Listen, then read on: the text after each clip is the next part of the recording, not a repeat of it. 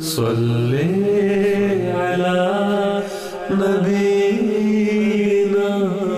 صلی علی محمد۔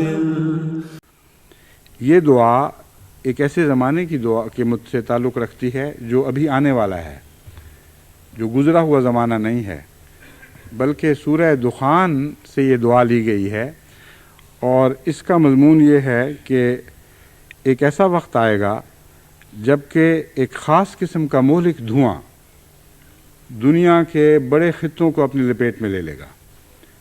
وہ ایسا مہلک دھواں ہوگا کہ جس کے نتیجے میں نہ انسان زندہ رہ سکے گا نہ مر سکے گا، انتہائی مہلک حالت ہوگی، انتہائی پرعذاب حالت ہوگی۔ فرمایا ایسی حالت میں کیا ہوگا؟ فرتقب یوم تأتی السماء بدخان مبین یغشی الناس۔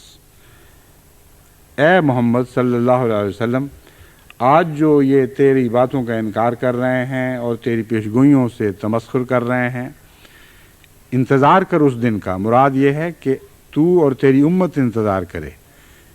حضرت صلی اللہ علیہ وآلہ وسلم کو یہاں مخاطب کر کے آپ کے بعد آنے والے آخری زمانے تک پیدا ہونے والے مسلمانوں کو مخاطب فرما دیا گیا ہے، اہل اسلام کو مخاطب کیا گیا ہے، اور یہ بتایا گیا ہے کہ بعض ایسی پیشگوئیاں ہیں جو لازماً پوری ہونے والی ہیں۔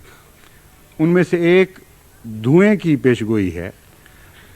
اب آپ سوچئے کہ آج سے 1400 برس پہلے دھوئیں کے عذاب کا کوئی تصور ہی پیدا نہیں ہو سکتا تھا، کسی انسان کے وہم و گمان میں بھی نہیں آ سکتا تھا کہ کوئی ایسا دھواں ہوگا جو زمین کے بڑے بڑے خطوں کو ڈھانپ لے گا، اور اس کے نیچے نہایت دردناک عذاب ہے۔ یہ ایٹمی دور کی بات ہے، اور ایٹمی دور سے پہلے کے انسان کے خواب و خیال میں بھی یہ بات نہیں آ سکتی تھی۔ بس اس دعا میں ہمارے لیے قرآن کریم کی صداقت کا بھی ایک عظیم الشان نشان ہے۔ فرمایا اے محمد ان سے کہہ دے کہ ہم تجھ سے یہ کہتے ہیں کہ تو انتظار کر، ایک ایسا زمانہ لازماً آئے گا جب کہ ایک بہت بڑا دھواں دنیا کے عظیم خطوں کو ڈھانپ لے گا۔ یغشی الناس، یہاں خطوں کی بجائے لوگوں کا ذکر فرمایا ہے، کیونکہ دراصل وہ دھواں ظالم انسانوں کو سزا دینے کے لیے ان پر مسلط کیا جائے گا۔ ھذا عذاب علیم، یہ تو بہت ہی دردناک عذاب ہے۔ اب بتائیے کہ اس زمانے کا انسان تو درکنار، آج سے 100 سال پہلے کا انسان بھی کیا یہ تصور کر سکتا تھا کہ کوئی ایسا دھواں دنیا پہ پھیلے گا جس کے نیچے بہت ہی دردناک عذاب ہے؟ سوائے ایٹمی دھوئیں کے اور کوئی تصور اور کوئی دلیل اس دھوئیں کے تصور کی موجود ہی نہیں۔ جس کو یہ علم ہو کہ ایک ایٹم بم کے نتیجے میں بہت خوفناک قسم کے بادل اٹھیں گے اور وہ دنیا کو ڈھانکیں گے، جہاں جہاں جائیں گے وہاں عذاب پھیلاتے چلے جائیں گے، جب تک یہ علم نہ کسی کو ہو یہ بات نہیں کہہ سکتا۔ بس یقیناً یہ خدا کا کلام ہے، عالم الغیب خدا کا کلام ہے، حضرت اقدس محمد مصطفیٰ صلی اللہ علیہ وآلہ وسلم کا کلام نہیں۔ آگے فرمایا وہ کیا دعا کریں گے اس وقت؟ ربنا اکشف عنا العذاب انا مومنون، وہ یہ کہیں گے کہ اے خدا اس عذاب کو ہم سے ٹال دے، ہم ایمان لے آئیں گے۔ بس معلوم ہوتا ہے کہ جب تک یہ واقعہ نہ ہو اسلام کی طرف بنی نوع انسان کا رجوع نہیں ہوگا، کیونکہ یہ دھوئیں کا عذاب اس وقت آئے گا بنی نوع انسان پر جب کہ بنی نوع انسان اکثریت کے لحاظ سے شریر ہوں گے، ورنہ تو خدا کا اتنا خوفناک، خدا کی طرف سے اتنا خوفناک عذاب نیک بندوں پر نہیں آیا کرتا۔ اگر وہ ایمان لے آتے تو اس عذاب کے آنے کا سوال ہی باقی نہ رہتا۔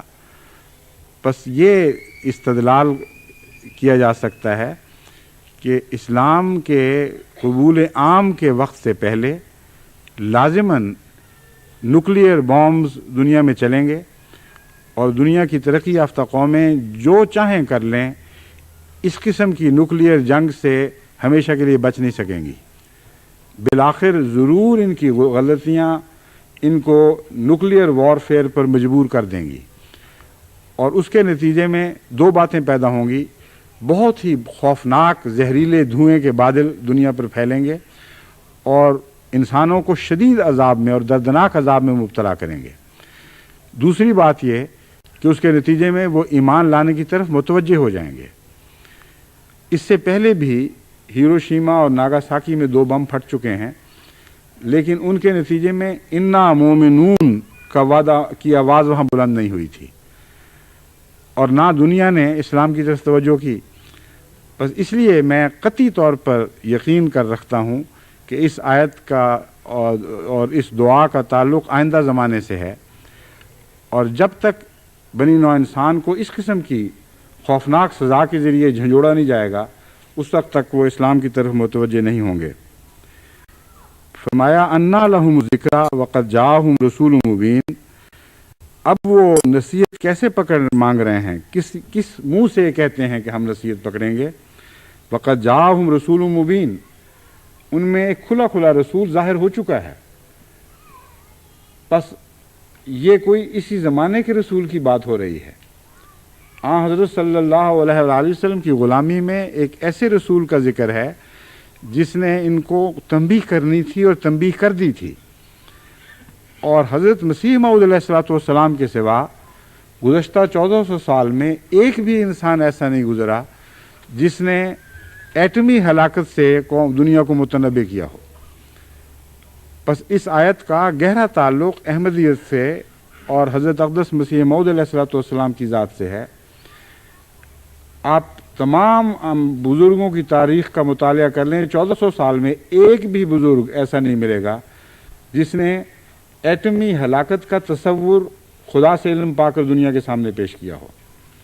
یا قرآن کریم کی اس آیت میں یہ ذکر موجود ہے، یا حضرت مسیح موعود علیہ الصلوۃ والسلام کو اللہ تعالیٰ نے الہاماً بتایا کہ ایسی خوفناک جنگیں آنے والی ہیں، یا ایسے خوفناک زلازل دنیا میں ظاہر ہونے والے ہیں جن کے نتیجے میں بڑے وسیع خطہ ہے عرض زندگی کی ہر قسم سے محروم رہ جائیں گے۔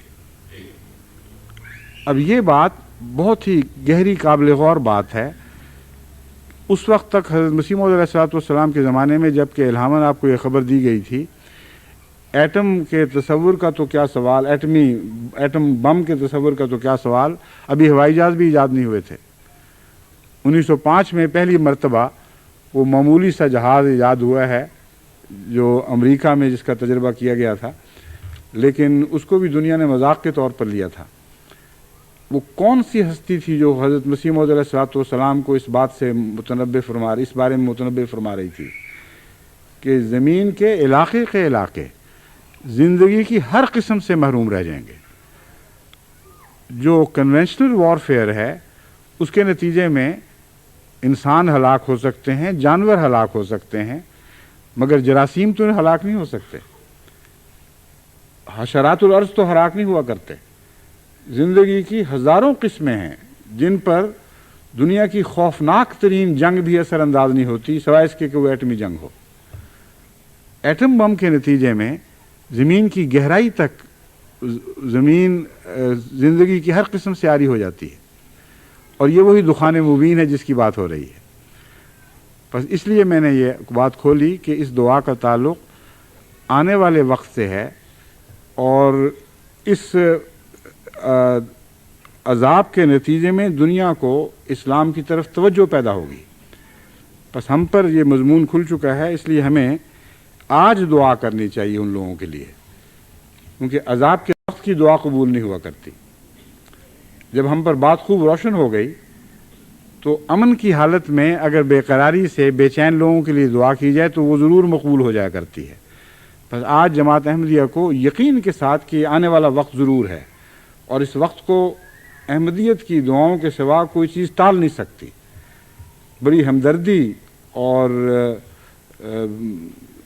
بہت ہی گہرے فکر کے ساتھ ایسے وقت سے بنی نوع انسان کے بچنے کے لیے دعا کرنی چاہیے، اور یہ دعا کرنی چاہیے کہ اللہ تعالیٰ ان کو پھر ایمان نصیب فرما دے، اور میں یقین رکھتا ہوں کہ اس کے بعد پھر انشاءاللہ اسلام کے غلبے کے دن آئیں گے۔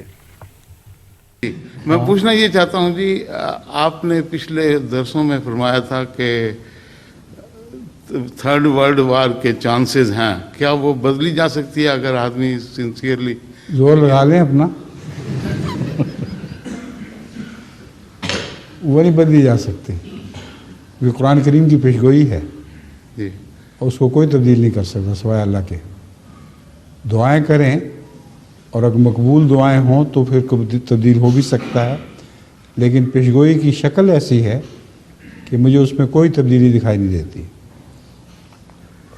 نہ ہونی چاہیے، کیونکہ اس کے بعد اسلام کے پھیلنے کی خوشخبری ہے۔ حضور وہ تو اس لیے ٹھیک ہے۔ دعا کریں گے تو اسلام کے پھیلنے کے خلاف بھی دعا ہو جائے گی۔ حضرت یونس علیہ السلام کے وقت کو ہو گیا تھا، دعاؤں سے کیا ہو گیا تھا؟ مشکلات ٹل گئی تھیں اور وقتی طور پر، جی مستقل طور پر اس قوم کو بخشا نہیں گیا تھا، وقتی طور پر وہ بلا ٹل گئی تھی تو پھر کیا ہو گیا؟